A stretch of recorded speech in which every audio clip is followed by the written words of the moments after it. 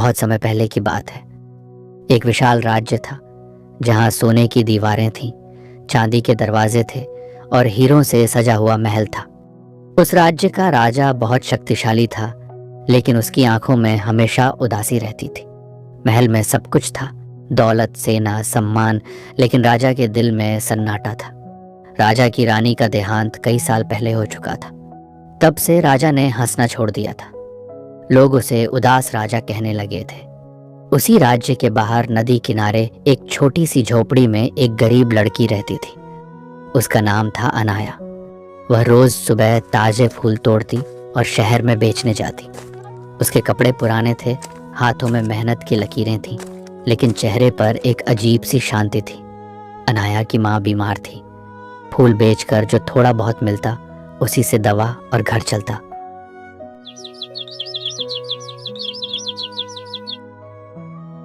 एक दिन राजा अकेले घोड़े पर बैठा महल से बाहर निकल आया।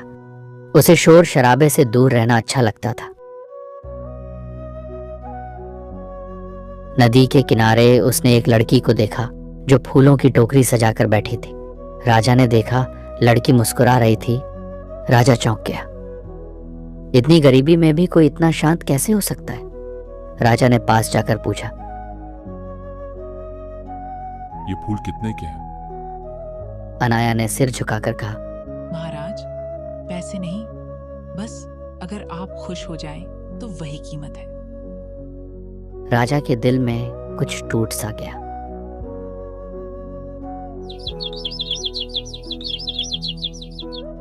अब राजा रोज उसी जगह आने लगा। वह अनाया से बातें करता, जिंदगी, दर्द, सपनों के बारे में। अनाया ने कहा, दुख सबके पास होता है महाराज, फर्क सिर्फ इतना है कि कोई उसे मुस्कान से छुपा लेता है। राजा पहली बार मुस्कुराया। धीरे धीरे राजा का दिल अनाया की सादगी से जुड़ गया और अनाया को राजा की उदास आंखों से प्यार हो गया। एक दिन दरबार को पता चल गया। मंत्री भड़क उठे। एक राजा और गरीब लड़की, ये राज्य का अपमान है। राजा ने गुस्से में कहा, अगर प्यार अपमान है तो मुझे यह अपमान मंजूर है। लेकिन समाज नहीं माना। अनाया को महल छोड़ने का आदेश दिया गया।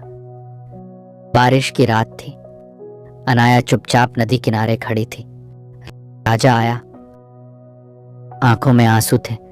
अनाया बोली, महाराज, आप राजा बनकर खुश नहीं थे, अब इंसान बनकर खुश रहिए। राजा ने कहा, तुम्हारे बिना यह ताज भी बोझ है। अनाया ने फूल राजा के हाथ में रख दिए और चली गई।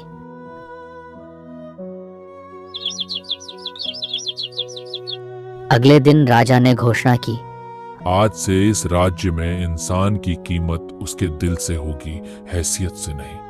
राजा ने महल छोड़ दिया। राजा ने ताज छोड़ दिया, लेकिन दर्द नहीं छोड़ पाया। महल से बाहर निकलते समय पीछे मुड़कर देखा, वही महल जहां कभी हंसी नहीं थी और आज आंसू थे। राजा अब राजा नहीं था, वो बस एक टूटा हुआ इंसान था। राजा नदी किनारे एक छोटी सी झोपड़ी में रहने लगा, वही जगह जहां कभी अनाया फूल बेचा करती थी।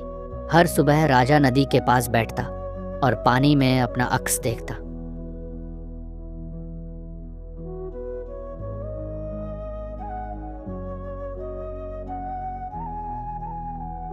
उसे ताज नहीं दिखता, बस खालीपन दिखता। वह खुद से कहता, अगर प्यार अपराध था तो मैं ये अपराध रोज करूंगा। राजा ने उस जगह को साफ किया जहां अनाया बैठा करती थी, वहीं फूल उगाने लगा।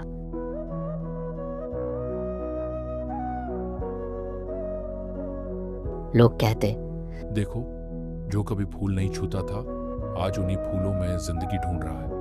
हर फूल के साथ राजा बोलता, क्या तुम लौटोगी? लेकिन जवाब सिर्फ हवा देती थी।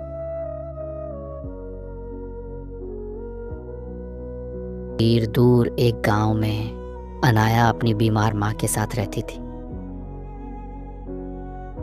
मां ने एक दिन पूछा, क्या राजा तुम्हें भूल गया? अनाया मुस्कुराई, आंखों में आंसू थे। नहीं माँ, सच्चा प्यार कभी भूलता नहीं, वो बस दूर से सहता है। लेकिन अनाया की सेहत अब बिगड़ने लगी थी।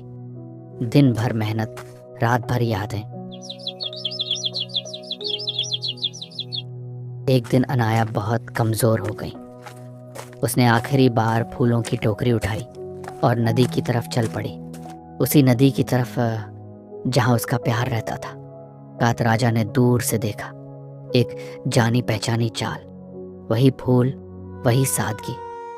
अनाया। राजा दौड़ा। पहली बार किसी राजा ने नहीं, एक इंसान ने दौड़ लगाई। अनाया गिर पड़ी। फूल बिखर गए जैसे उनके सपने। राजा ने उसे गोद में उठाया, आंसू गिरते हुए बोले, मैंने ताज छोड़ दिया तुम्हें पाने के लिए। अनाया ने धीमी आवाज में कहा, ताज छोड़ना आसान था, मुझे छोड़ना सबसे मुश्किल। सूरज डूब रहा था। अनाया की आंखें बंद हो रही थीं। उसने राजा के हाथ में एक फूल रखा और कहा, अब ये फूल किसी और को मत देना, ये सिर्फ याद बनकर रख लेना। और फिर अनाया चली गई। राजा चीख नहीं पाया, वह बस चुप रहा, क्योंकि कुछ दर्द आवाज नहीं मांगते। आज भी लोग कहते हैं, नदी किनारे एक आदमी रहता है जो रोज फूल उगाता है और किसी से बात नहीं करता, लेकिन हर फूल के साथ वो कहता है, देखो अनाया, मैं अब राजा नहीं हूं, बस तुम्हारा हूं। अनाया के जाने के बाद वक्त चलता रहा, लेकिन राजा वहीं रुक गया। वह अब नाम का राजा नहीं था। लोग उसे बस फूलों वाला बाबा कहने लगे। फूलों वाला बाबा हर सुबह सूरज से पहले उठकर वह नदी किनारे फूल लगाता। हर फूल पर पानी डालते समय वह धीरे से कहता, आज भी तुम लौट आओ, मैं पहचान लूंगा। लोग पूछते, बाबा किसका इंतजार है? वह मुस्कुराता और कुछ नहीं कहता। एक रात तेज आंधी आई, आसमान गरजा, नदी उफान पर थी। बाबा नदी किनारे बैठा रहा। हाथ में एक सूखा फूल था, अनाया का आखिरी फूल। उसने आसमान की ओर देखा और कहा, अगर प्यार सच में भगवान होता है तो आज मुझे भी बुला लो।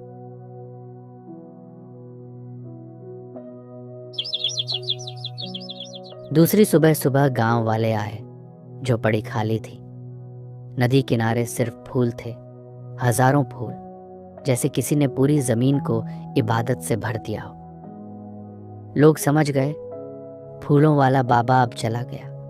वर्षों बाद, कई साल बाद, उसी राज्य में एक छोटी बच्ची पैदा हुई। नाम रखा गया अन्वी। वो बच्ची अजीब थी, फूलों को छूते ही मुस्कुरा देती, नदी देखते ही शांत हो जाती। तारा एक दिन अन्वी अपनी माँ के साथ नदी किनारे गई।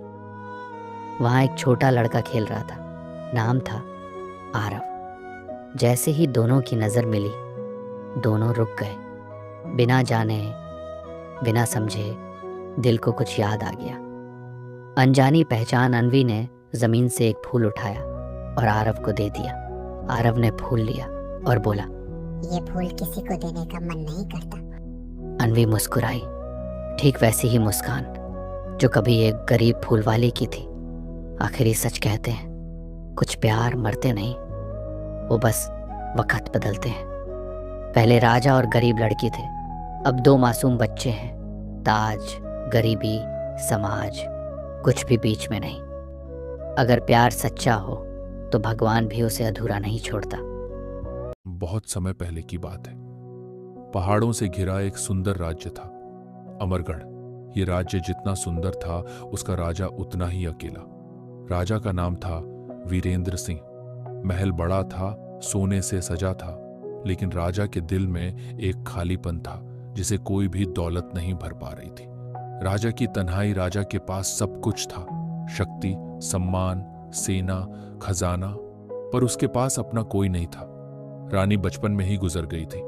उसके बाद राजा ने कभी किसी को दिल से करीब नहीं आने दिया। लोग उसे आदर से देखते, लेकिन डर के साथ। वह गरीब लड़की महल के बाहर उसी शहर में एक झोपड़ी में रहती थी, मीरा गरीब थी, लेकिन उसकी आंखों में अजीब सी चमक थी। वह रोज नदी किनारे फूल बेचती थी ताकि अपनी बीमार मां का इलाज कर सके। उसके चेहरे पर मुस्कान थी, भले ही पेट खाली हो।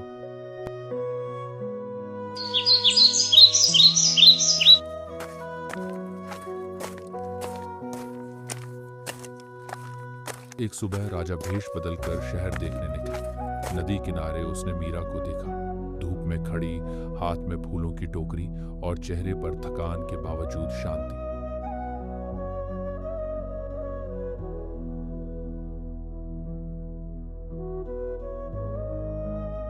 इन फूलों की कीमत क्या है? जो मन करे दे दीजिए, फूल नहीं दुआएं बिकती हैं यहाँ। राजा चुप हो गया। उसे पहली बार लगा कि किसी ने उसके दिल को छू लिया है। धीरे धीरे बढ़ता प्यार, राजा रोज उसी जगह आने लगा। कभी फूल खरीदता, कभी बस चुपचाप बैठा रहता। मीरा को नहीं पता था कि सामने बैठा आदमी राजा है। उसे लगा वह बस एक थका हुआ इंसान है। दोनों बातें करते, जीवन की, दर्द की और अधूरे सपनों की। राजा पहली बार हंसता था।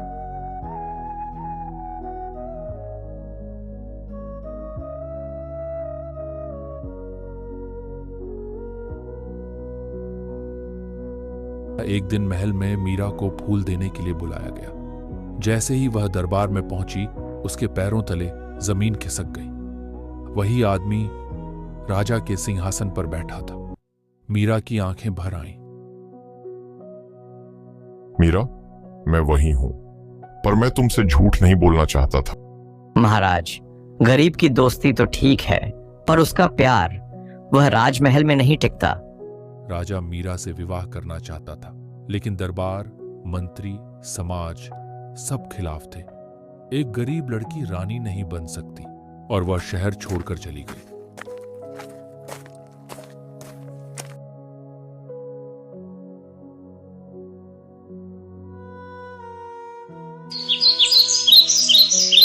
मुलाकात कुछ महीनों बाद मीरा की मां की बीमारी बढ़ गई और उसकी मां की मौत हो गई।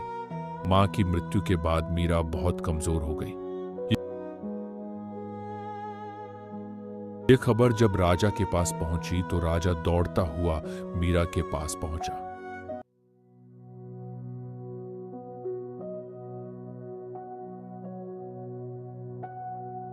अगर मैं रानी नहीं बन सकी तो क्या आपकी याद बन सकती हूँ? राजा की आंखों से आंसू बह निकले। मीरा ने आखिरी सांस ली।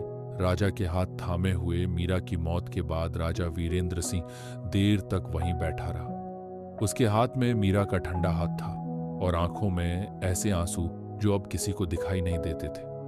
उसने बहुत धीमी आवाज में कहा, मैं राजा हूं, लेकिन आज भी तुम्हें बचा नहीं सका। कमरे में कोई जवाब नहीं था, बस सांसों की टूटी हुई आवाज और फिर खामोशी। राजा की चुप्पी।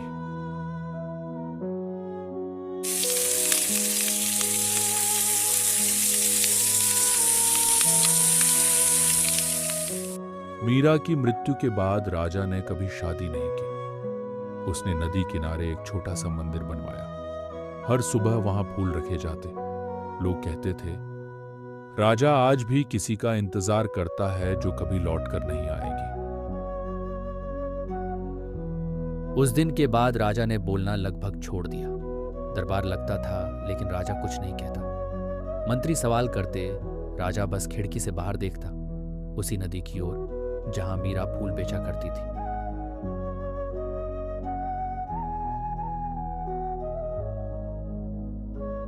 सूना महल राजमहल अब भी भव्य था, लेकिन उसमें हंसी नहीं थी। रात को कोई संगीत नहीं, कोई दीप नहीं, बस राजा और उसकी यादें।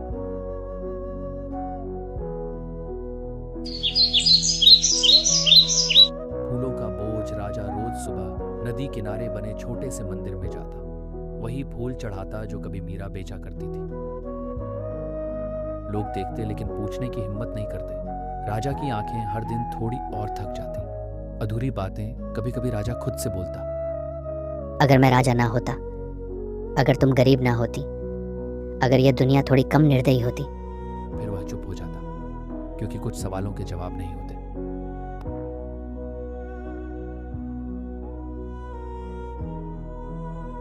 ठंडी रात राजा बहुत देर तक मंदिर के सामने बैठा रहा। उसने फूलों को देखा और धीरे से कहा, मीरा, आज मैं बहुत थक गया हूं।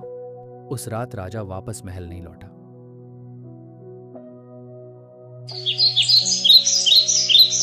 अगली सुबह सुबह मंदिर के बाहर राजा वीरेंद्र सिंह शांत लेटा हुआ मिला। चेहरे पर कोई दर्द नहीं, बस अजीब सी शांति। उसके हाथ में एक मुरझाया हुआ फूल था। कोई शोर नहीं, न ढोल बजे न शंख। राजा की मौत पर शहर खामोश था। लोग बस इतना कहते थे, वह राजा नहीं मरा, वह इंसान बेहद पहले ही टूट चुका था। कुछ प्यार मिलकर नहीं, बिछड़कर अमर हो जाते, और कुछ राजा ताज के साथ नहीं, यादों के बोझ से मरते हैं। ये कहानी यहीं खत्म नहीं होती, ये हर उस दिल में चलती रहती है जो अधूरा रह गया हो।